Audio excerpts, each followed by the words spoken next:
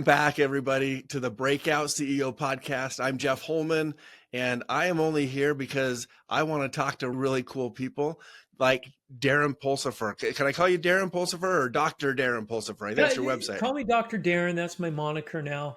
That's what my Nice. students call me because no one can say Pulsipher, but you did a great job. I grew up with a soccer friend who was a Pulsipher, so maybe I got it from there. But Dr. Darren, it is awesome to have you on the podcast today. I was looking over your bio. I cannot do it justice, but you've been at Intel for a long time in a really important position. You can mention maybe a little bit about that. And you do a bunch of other stuff. You mentioned your students. You teach at Vanderbilt. Is that right? Yeah, I teach in online classes at Vanderbilt, masters in computer science, and having a lot of fun doing that. That's a new thing I just started about a year ago. Very cool. And it's been insightful. It's been great to go to the other side a little bit and see what academia is all about. And then I'm the chief solution architect for public sector at Intel. And then just like you, I'm a podcaster as well. So yeah, I think you've got a couple podcasts and you had me on one. Thank you for that. And when I talked to you, I'm like, I hadn't started my podcast at that point, but when I did, I'm like, I got to talk to Dr. Darren. So it's been 5 years in the making. I've been running it for 5 years, and we finally hit some saturation, and things went viral this last month, and we became the #1 technology podcast in the world on Apple Podcasts, which I'm so excited about. Congratulations. Yeah. And I'm up there fighting with the big boys, and they keep crushing me every week. I drop one slot and then I go up a slot and things like that. So it's fun to look at the charts, and I have no idea how I got there. Maybe tenacity. Maybe that's what it is. And humility, it sounds like, maybe. Yeah. You're in the arena. It reminds me, I was in Greece with my family this last summer, and you walk through all those ancient ruins, and we walked through one, where was it? Ancient Olympia, and the little post in the kind of ruins talks about where this is where the fighters would come to prepare and be. You're in that same arena. You're with those other people. Now. Yeah. So that's fantastic. And it's scary because I have no idea how I got there. So I'm like, okay. Hey, you're nothing to be scared of. You're there. You didn't know how you got there. Yeah. It sounds like a great place to blissfully be. Ignorant, I guess, is the right word. There we go. There we go. And you've done a bunch of other things. I think you're a board member on maybe some companies. You've got some other initiatives you're doing. So I'm really glad that you saved some time and set it aside so we could chat today. We had so much fun talking on my show when you came on. A great insight. So I said, hey, yeah, let's talk to Jeff again. This time the tables are turned, so you get to ask the questions. Yeah, I'm excited to do that. My first question, though, I just want to follow up because we talked about. I have this little framework for strategy that we talked about a little bit on your podcast. I'm curious, has anything come of that since we spoke? I took parts of what you had. I love the way you laid it all out, the 5 different steps or 5 different elements of your strategy. I laid all that out. I actually put it into ChatGPT, and then I said, hey, because I'm a big Gen AI guy, right? So I said, hey, here's all my junk over here, because I'm all over the place, right? And I said, apply this methodology to all of Darren's stuff that he's got going on. And it helped me focus. It did a great job. It said, okay, this is where you need to, what are the key principles that drive you and where you want to see your business down the road? And it helped. So yeah, I thought, hey, that's great. I created a strategy, mission, vision document for a production company that my wife and I had started to handle the podcast and all the other things I do. I'm a professional speaker as well. And so, yeah, it's because of your framework and ChatGPT, it really set things so I wasn't going chaotic all the time. I'm just going straight forward chaotic instead of all over the place chaotic. I love that. Yeah. No, it's been a framework I've messed around with and been developing off and on for the last dozen years or so. So I'm really glad to hear that. So if you ever want to deep dive on that offline, I'd be we'll have to do that. Hear. That's fantastic. Today we're gonna move the needle a little bit the other way, though. We're going to talk a little bit about some of the breakout moments, maybe that either you've had in your career or in the businesses that you've worked with, or maybe some of the businesses you've influenced from speaking or whatever. And before the recording, you and I were chatting just a little bit for some context for the audience here. We were chatting that sometimes breakout moments are these really successful, awesome highlights in your career. And other times breakout moments are the awesome insights you gain from the other side of the coin, right? Things didn't go well, but you walked away with that new perspective that really catapulted you into your career or into that next phase, right? And I think I did that a little bit with, just maybe for some more context, I think that was partly what my path was when I said I'm doing patent law and then I'm going to go in-house because I want to be more general and I want to help these companies that are raising money and growing. And when I did that, I don't know if it was a mistake per se, because it was really good experience, but I realized that I'd been practicing law the wrong way as an attorney, I'll call it, instead of as a business partner.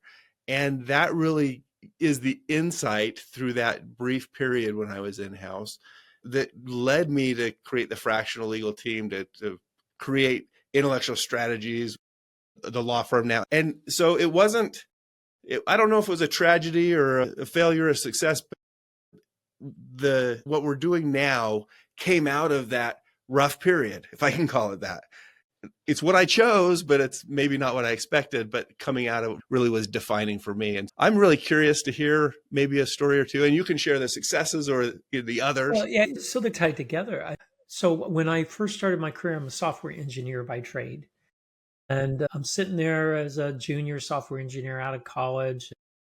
I'm looking at my management going, you guys don't know how to manage squat. I was like, gosh, I could do better than that. How old were you at the time? I was 20, 25, 24, oh, okay. 25. Yeah, working for a couple of years, maybe 26, 27. I said, I'm going to go get a math MBA because surely they can teach me how to manage software engineers. So I went and got my MBA. And I learned through that no one can manage software engineers. It's impossible. I was going to say, it's all the management techniques, yeah. It doesn't matter.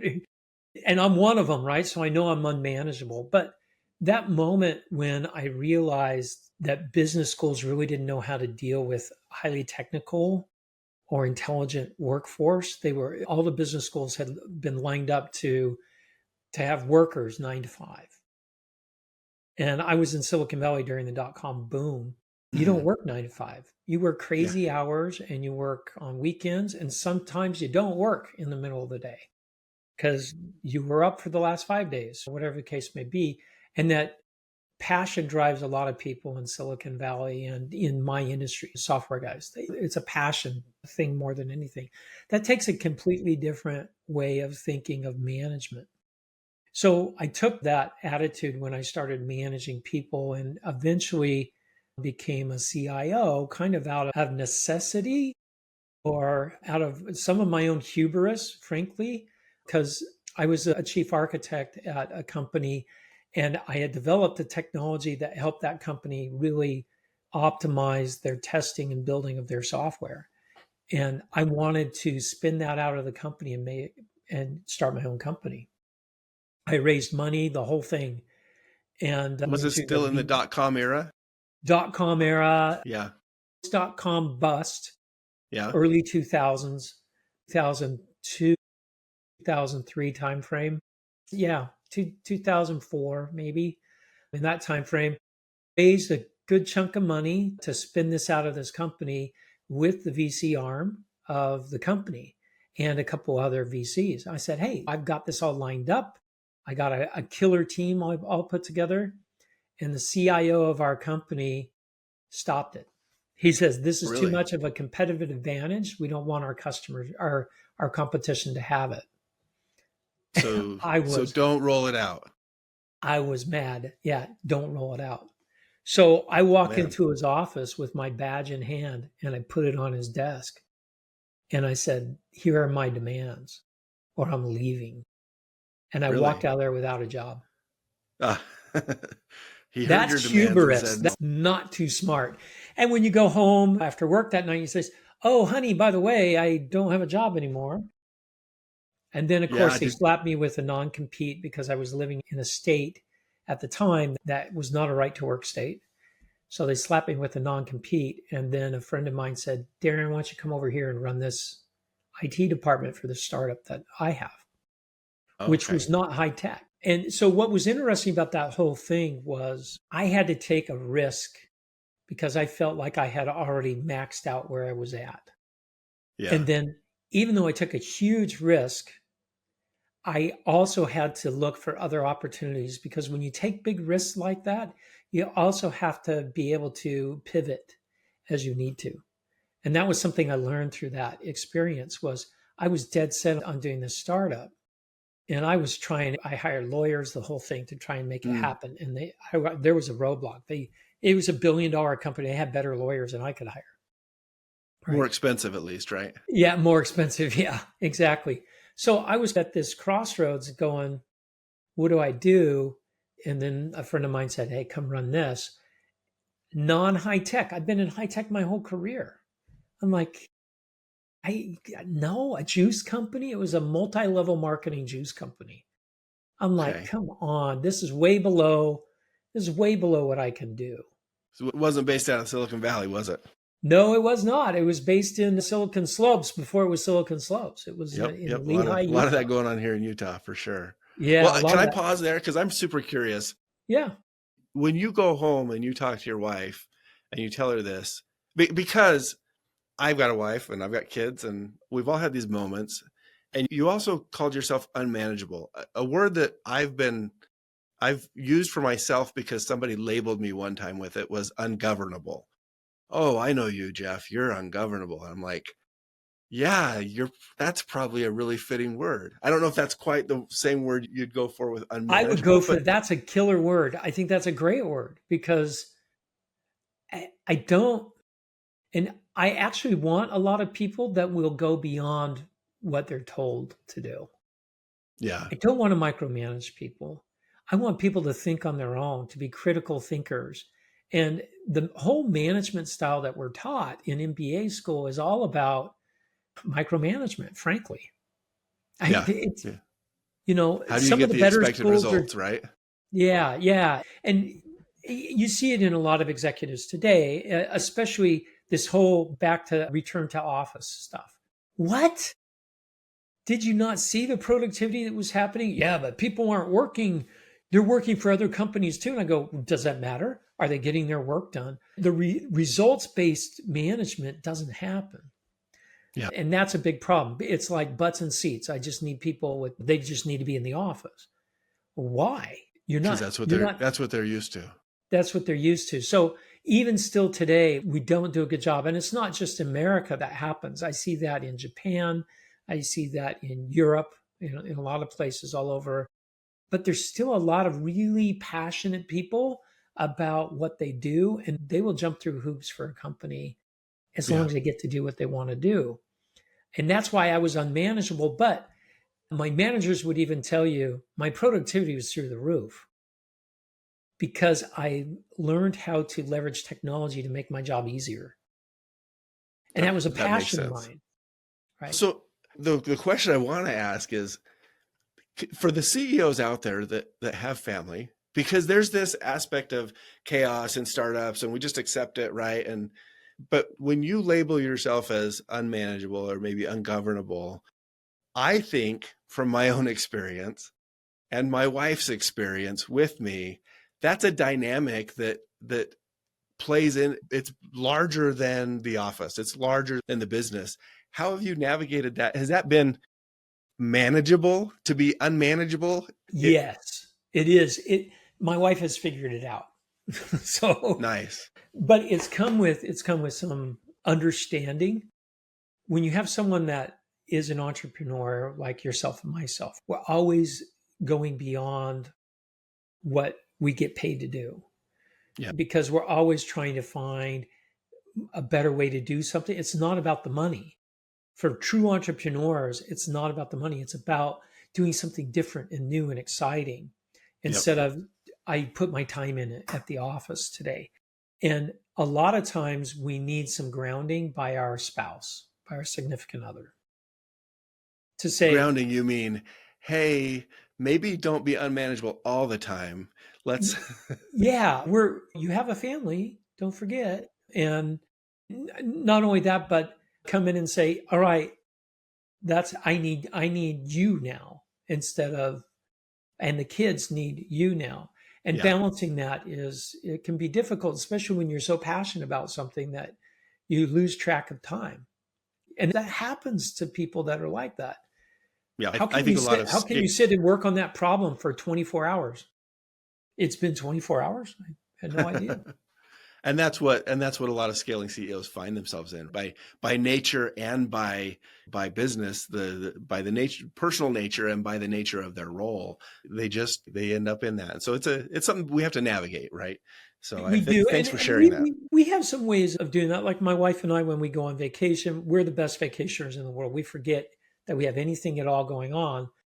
But when we go and sit at the beach, she'll read a book and I'm sitting there going, I don't like to read fiction and I want to program a genetic algorithm. Is that okay? And she goes, as long as it's not work. I says, oh, okay, it's not work. It's fun for me. She goes, you can't monetize whatever you're working on. I said, okay, it's just That's for fun, right? But I now have images like that is always going to need to feed that passion. And so you've got to work out ways of incorporating that in everything that you do.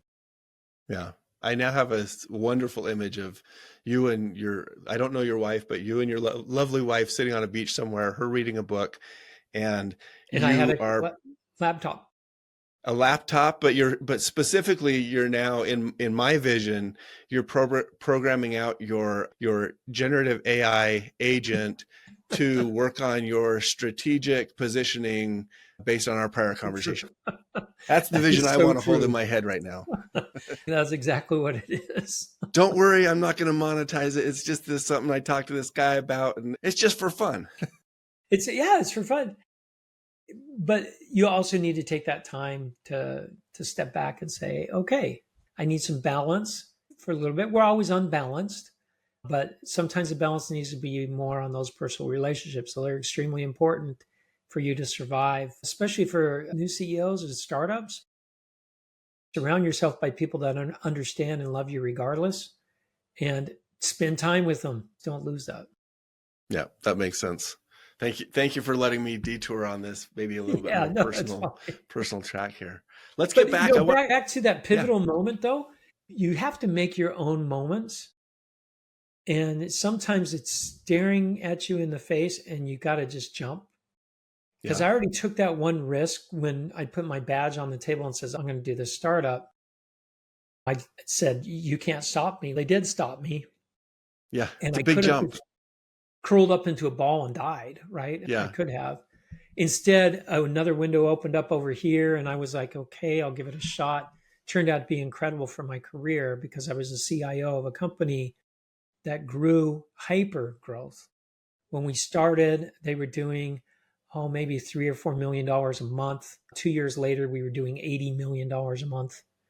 Wow. We had one building. When I left, we had almost like 6 or 7 buildings and 1,500 people in the organization. And I got to help an organization get through that growth.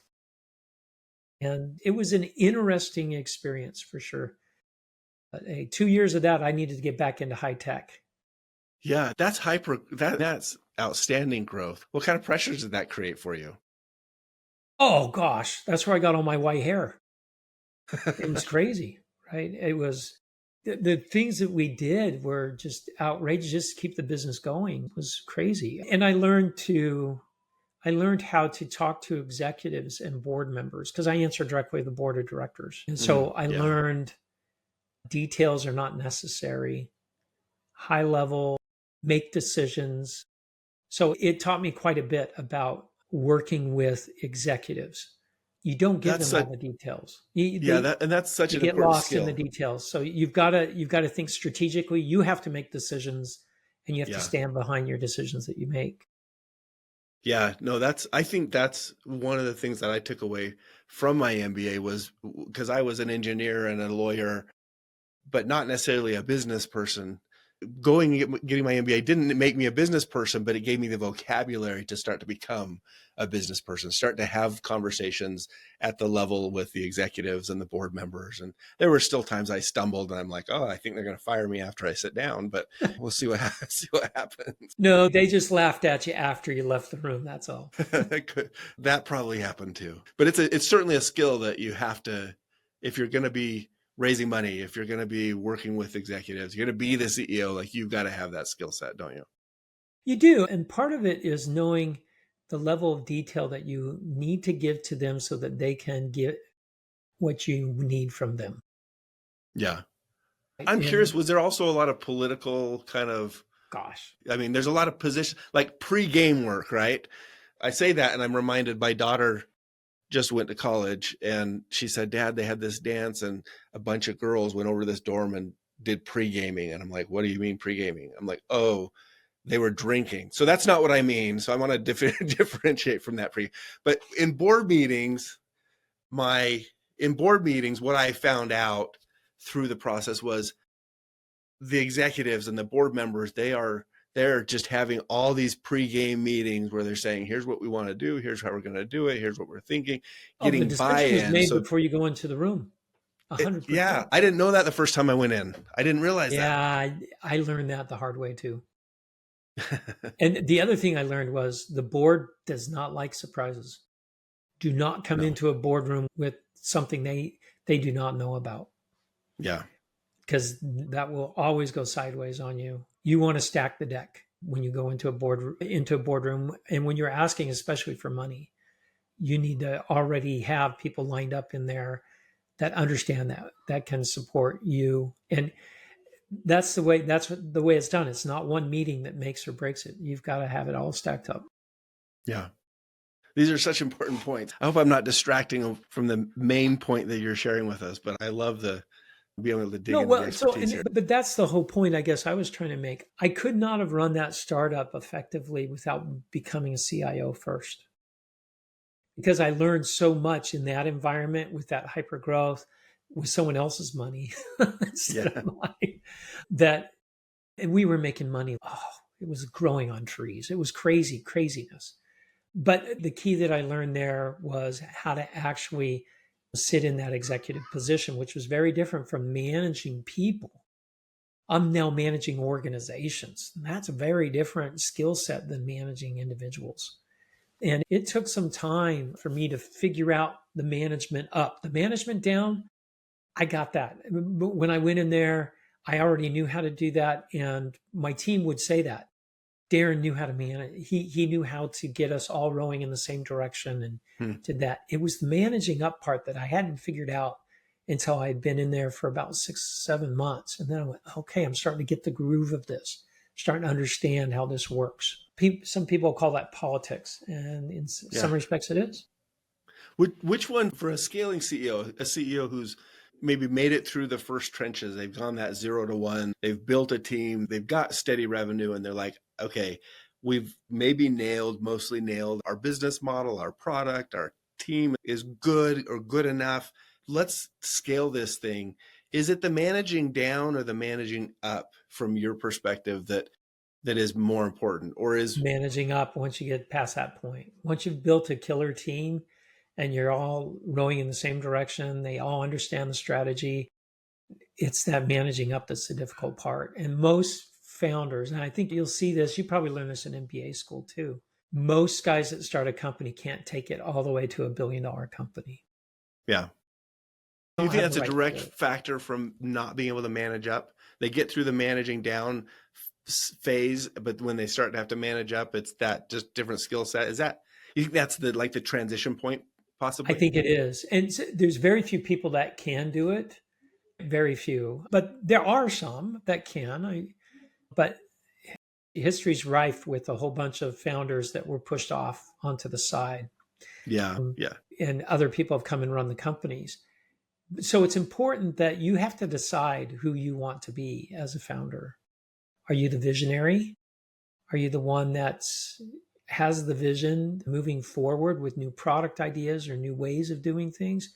Or are you the one that's taking it to $1 billion CapEx and you don't mind doing mergers and acquisitions and talking to CEOs in Fortune 100 companies.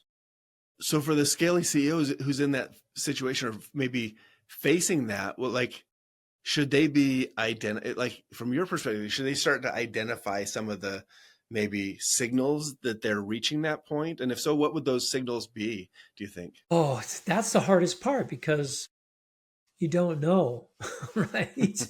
Everything's dynamic, right? You're Everything's so still dynamic. working in Yeah. chaos. And no one wants to say, I left too early.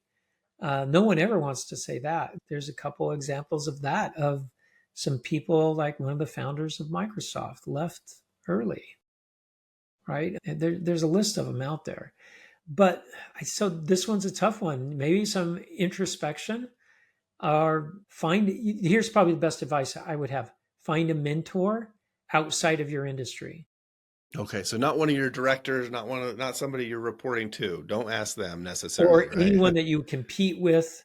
Yeah. Find someone outside of your industry as an executive mentor, and say, when is the time? And you want to pick someone that you can trust and someone that you want to pattern your journey with or through.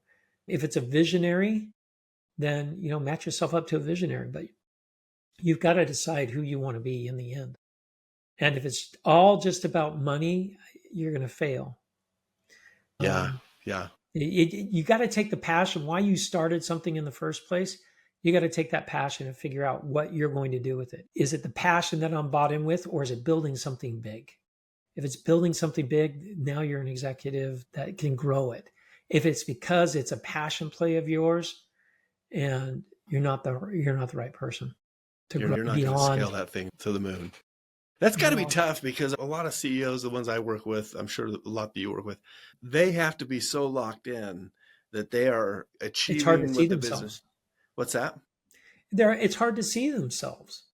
Exactly. Right. I like that phrase. But that's what you're suggesting is, despite being so hyper-focused on achieving what the business needs, there's got to be maybe this peripheral vision to say, am I in the arena I need to be in, to go back to our metaphor? Yeah. Yeah. Am I in the way? Still in the right arena?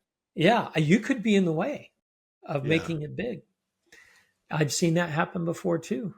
So that's why someone outside that can see and watch, that you can trust, and not a competitor. That's always, you should leave. Yeah, absolutely. You should leave. Or You're someone that would purchase you. You don't want those as your mentors. Those are not good mentors. Yeah. Those are business partners. Those are not mentors. A mentor has no stake in the game except for your success individually. That's the best kind of mentor to have. Man, I think we all need more mentors. It's one of the things that some people are really good at, and other people, I think, maybe wander in the woods for a long time without mentors, and they just... I did for a long time. Yeah. I'm curious, because you've done so much, you're sharing your experience here, but you speak on things like, does some of the subject matter that you speak on, is it a resource that some of our scaling CEOs might turn to if they're curious about this topic we're talking about, that transition period? Absolutely. Consult with companies, startups, and mature companies on their digital transformation. And then my podcast is available, Embracing Digital Transformation. And then I also have Embracing Digital This Week, which is a newscast that I just changed my format on that, where I produce these small vignettes every day on what's changing in technology and how to adopt it. And I always tell people, when you're looking at change, it's people, process, and then technology. So that people aspect, even yourself, you've got to realize where you're currently at in order to leverage technology to help you get better. And so I do consulting. I have a speaking business that helps other people with their digital transformation. Yeah. Very cool. Very cool. Yeah. It's such a, I don't know, the word that comes to mind is savage, but it's such a, I don't know if that's the right word. It's just such a chaotic place to be if you're especially right now, trying to lead stars. Yeah. With AI right now. And is AI what's the debate? It's a tool. No, it's a technology. No, how do we leverage it? It's tough for people in business. If you don't have an AI aspect to your business, should you be creating one? And it's just such an interesting place to be in. But It that's, reminds again, me of the late 90s in Silicon Valley with the dot-com boom. My first startup I did was not a internet company. And when I went searching for money, everyone said, "What's your web strategy?" And I go, "It's not, there's no web strategy. It's not a you don't tool have a for that." website. Websites Yeah, are the new technology. No, they're a yeah, tool. there's nothing there. But AI is very different. It spans everything. So much more than what we saw with the rise of the internet. It's pervasive. So it'll be interesting to see how this all figures itself out in the end. Yeah. I'd love to get maybe one kind of parting tip from you. Maybe it's AI based, maybe it's not. What is there a way that scaling CEOs, people who maybe it's first time, maybe it's second time they're down this path, but they're going from 10 to 20 million or 20 to 50 million, and they're just riding that wave, trying to get in the right spot at the right time.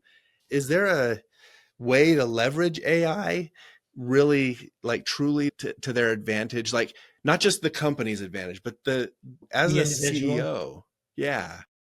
Yeah, absolutely. Give AI garbage work to do for you. Yeah. What do you, Have it just take care of mundane things that maybe you like to do because it's a distraction on you thinking strategically. I found myself doing that. I'm like, all right, I'm going to go do this for an hour because my brain just needs some repetitive, and then an hour goes by and it's 3 or 4 hours have gone by and I'm doing something that's not high value that an AI could have done for me. So look at leveraging AI to do low value types of work for you so you can focus on more high value. The other thing I would say is leverage generative AI to spur more ideas and get your brain moving. Use it as something that is a catalyst for creative thought, not a crutch for thinking creatively or strategically. That, I think if you do that, you'll find a lot of benefit in what you're doing. But you have to have your strategy and your vision all written down. If you don't, you're going to be all over the place. And without that, you're not going to grow your company at all. yeah. I'd love to dig into a bunch of these topics more, but I'm respectful of your time and really do appreciate that you spent this time sharing these thoughts with us today. Thanks for letting me come on your show. Anytime. This has been a blast. We're just getting kicked off here. It's great to have such wonderful people here to help kick this off. Any last word that you want to share with anybody? I know I just said that again, but I just feel like maybe there's one more tidbit of advice that you've got for us. Go out and visit my podcast. Yeah. I got to push my podcast. Push.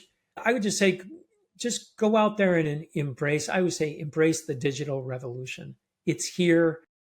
Don't stick your head in the sand. Go out and when I say embrace, it's a term that I pick specifically because if I do embrace something, I understand it really well, and then I can control it. It's not that I'm just loving it and it controls me. No, I'm in close, like jujitsu. I'm in close. I'm embracing. I control the situation. Yeah. That's what I mean by embrace. So go out and learn these new things, embrace it, get close to it, and then you can manipulate it, you can leverage it, and you can become augmented. I love that. I love that. Give us the names of your podcasts again, because you have both of those. And Embracing your web address. Digital Transformation, and then Embracing Digital This Week. And Embracing Digital This Week is in 8 languages. It's my newscast. Obviously, I don't speak 8 languages, but my podcast does. So I'll let you think a little bit about that one. That's fantastic. And your website, if somebody wanted to bring you in to speak on a topic, where do they get a hold of you? Yeah, drdarrenspeaks.com. Awesome.